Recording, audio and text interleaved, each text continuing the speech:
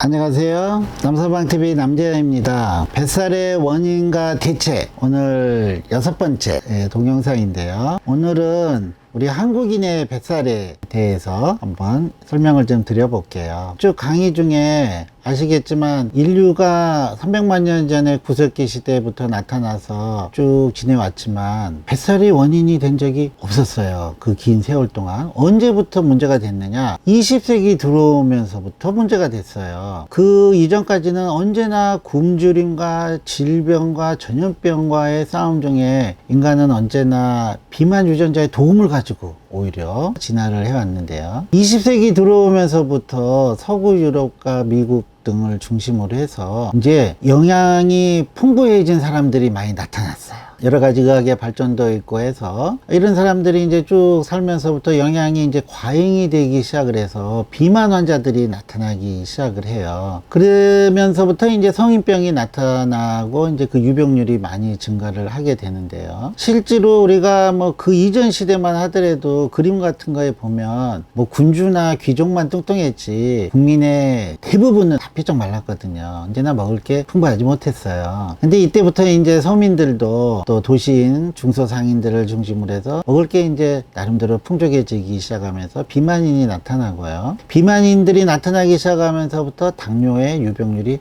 많이 올라갔어요. 서구 유럽에서는. 당뇨라는 거는 어떻게 보면은 뚱뚱해서 오는 병이에요. 당뇨의 그 원인이 되는 당뇨라는 이름 자체가 나는 더 이상 탄수화물이나 이런 게 필요 없으니까 소변으로 당을 뺀다, 소변으로 당이 빠져나간다 라는 의미에서 당뇨예요. 그래서 당뇨의 초기의 전형적인 증상이 소변 많이 보고 그러면서 물도 많이 먹게 되고 밥도 많이 먹지만 살이 빠져요. 이게 이제 당뇨병이거든요. 뭐 당뇨병이 물론 1형 당뇨병, 2형 당뇨병이 있어서 1형 당뇨병은 인슐린이 분비가 떨어지고 이제 췌장이 망가져서 오는 병이지만 실제 전체적인 당뇨병에서의 1형 당뇨병의 비중은 1, 2% 수준이고 우리나라 같은 경우에는 1%가 채 안 되고요. 서구 유럽이 조금 많지만 한 3, 4% 정도 되고 대부분은 2형 당뇨병이라고 보시면 되고요. 2형 당뇨병의 이 기전은 비만에서 오는 것이다 라고 보시면 되는데요. 그래서 이 당뇨병에 대한 기술이 이 서구 유럽에서 많이 연구가 되고 이 기술을 교과서에 적어 놓기를 뭐라고 했느냐, 당뇨병은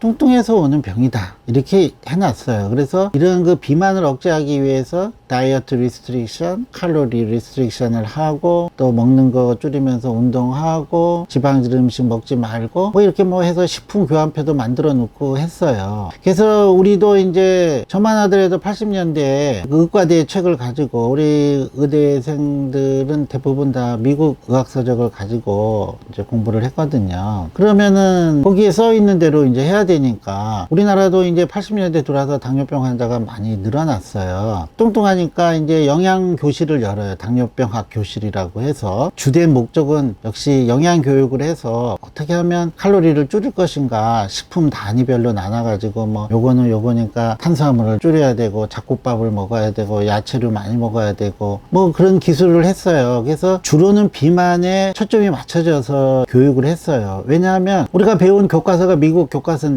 해리슨, 세실 이런 책인데 거기에 다 비만에 대한 얘기만 섞어요. 미국인들은 다 당뇨병 환자는 뚱뚱해요. 그렇기 때문에 그렇게 쓴 게 당연해요. 근데 우리나라에서 제가 당뇨병학 교실을 해서 한 30명 이렇게 모여서 들어가서 교육을 좀 하려 하면은요, 이상해요. 우리나라는 보니까 모인 사람들이 뚱뚱한 사람이 별로 없어요.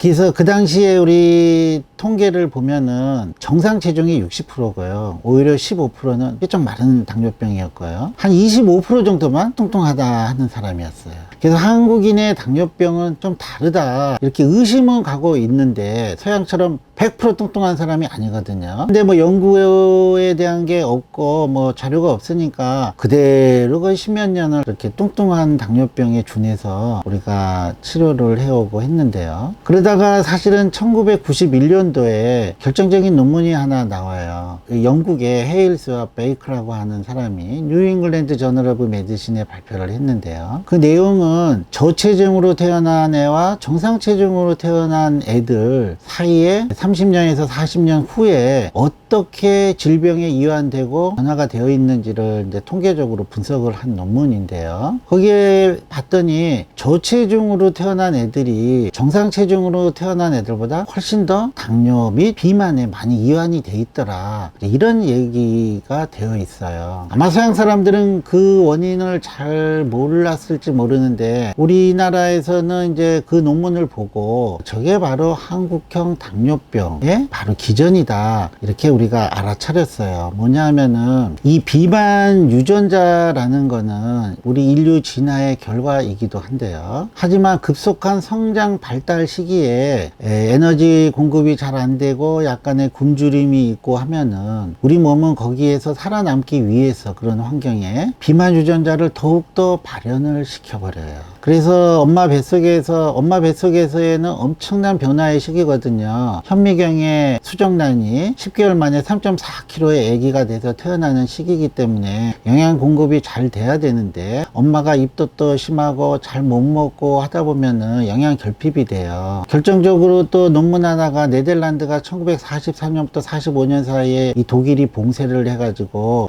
많은 아사자가 생기는데요. 그때 태어난 애들이 유독 비만과 당뇨에 많이 이완이 되어 있다, 이런 논문도 또 후속으로 또 나오기도 하고요. 그래서 이 엄마 뱃속에서의 이런 급속한 성장 발달 시기에 영양 공급이 제대로 안 돼서 태어난 저체중 아기는 비만 유전자를 더욱더 발현시켜서 태어났다, 이렇게 보는 겁니다. 그 결정적인 시기가 또 하나 있는데요. 아기가 태어나서 돌이 될 때까지 3.4kg의 아기가 10kg가 되거든요. 이때 잘 먹어야 돼요.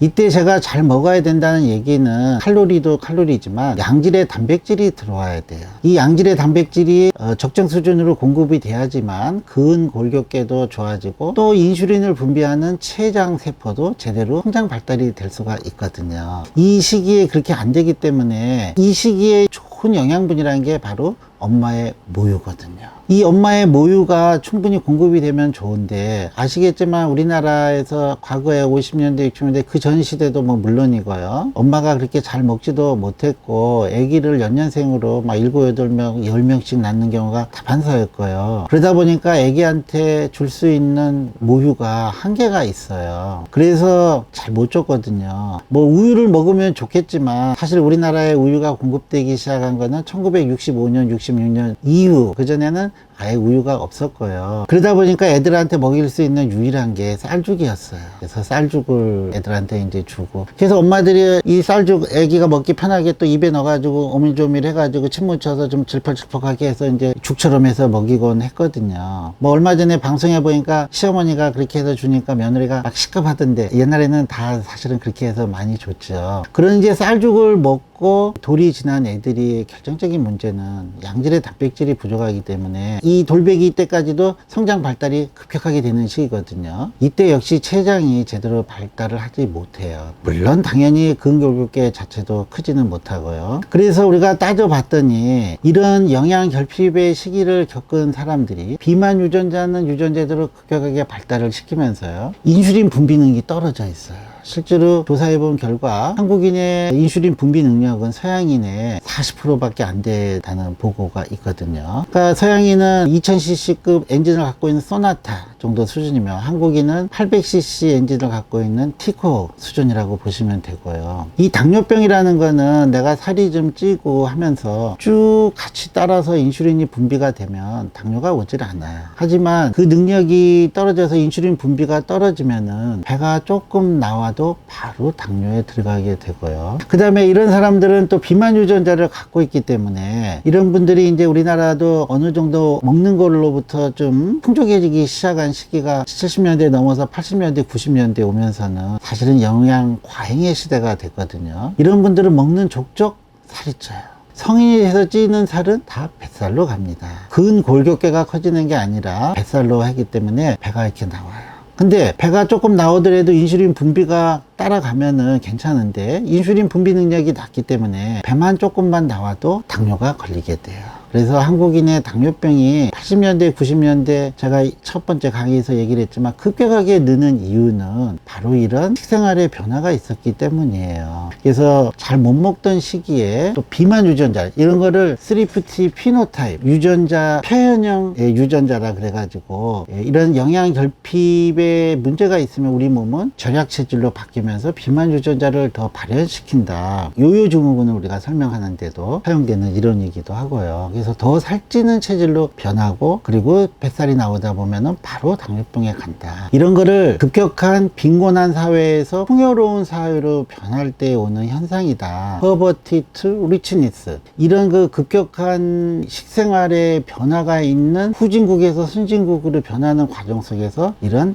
당뇨병이나 성인병이 급격히 늘어나게 된다라는 이제 가설이 있습니다. 그래서 이런 것들이 지금 실제로는 우리 한국형 당뇨병 또 이제 뱃살과 관련이 많이 있고 그리고 실제 전 세계적으로도 서구 유럽이나 미국은 당뇨병의 발병률이 일정합니다. 하지만 동양권에서는 어마어마하게 발현이 되고 있고요. 한국이 80년대 90년대 현재까지도 이렇게 급격한 당뇨병의 유병률이 증가하는 것과 유사하게 중국에서도 당뇨병 환자가 많이 증가를 하고 있고요. 앞으로 이제 인도나 베트남에서도 당뇨병의 유병률이 많이 증가할 것으로 보고 있어요. 여담이지만 만약에 우리가 통일이 되면 북한한테 제일 먼저 해줘야 될 거는 물론 충분한 영양 공급을 해서 이제 도와줄 뿐만 아니라 결핵 치료제를 많이 줘야 될 거예요. 많이 못 먹어서 우리나라 60년대 70년대도 결핵 유병률이 6% 7%씩 됐거든요. 북한도 그에 못지 않을 거라 생각을 하고요. 결핵 치료 퇴치를 많이 해야 될 것이고 그와 더불어서 당뇨 환자도 우리 80년대 90년대처럼 많이 증가하지 않을까 그런 생각이에요. 우스갯소리지만 통일되면 평양에 가서 당뇨병 클리닉 여는 것도 좋은 생각이라고 저는 생각해요. 왜냐하면 당뇨 환자가 많이 늘 것으로 생각합니다. 그래서 이 한국인에서는 이 뱃살이 더 많이 이렇게 증가가 되고 있어요. 그래서 우리나라의 이 당뇨병의 유병률은 이제 중장년층을 중심으로 해서 빈곤에서 풍요로운 사회를 이행하는 과정 속에서 오는 이런 뱃살 환자, 당뇨병 환자가 한편으로 있고요. 또 한편으로는 이제 서구형으로 전신형 비만 형태의 수준으로 이제는 못 먹고 크는 애들은 없으니까 하지만 물론 아직도 영양 상태가 좋지 않은 사람들도 아직도 존재를 하고 있고요. 이런 젊은 세대에서의 소구형 비만 타입에 의한 이런 뱃살에 의한 당뇨병의 증가가 서로 맞물려서 더블 버든, 이중고를 겪고 있다 해서 이 사람들이 앞으로도 2030년, 40년까지는 계속해서 이 당뇨병 유병률을 높이는 데에 영향을 줄 것이다 봐서 더 증가할 걸로 보는 이유가 여기에 있습니다. 그래서 우리 한국인에서의 이런 뱃살은 오히려 서구 유럽보다도 더 위험하다. 왜냐하면 어릴 때부터 찐 살은 피하지방도 같이 늘어서 피하지방은 뱃살 내장지방보다는 사실은 대사적으로 덜 위험하다고 해요. 내장지방 자체가 훨씬 더 이 성인병을 일으키는데 더 큰 영향을 준다 하거든요. 그래서 그러한 차이점을 조금 염두에 두시고 우리 한국인에서의 이 뱃살 그리고 거기에 대한 대책을 좀 더 잘 세우셔야 될 것 같아요. 다음 시간에는 이제 원인을 어느 정도 알았으니까 우리 먹는 거와 더불어서 탄수화물, 지방, 단백질과 뱃살은 어떤 관계가 있는지 또 설명드리도록 할게요. 감사합니다.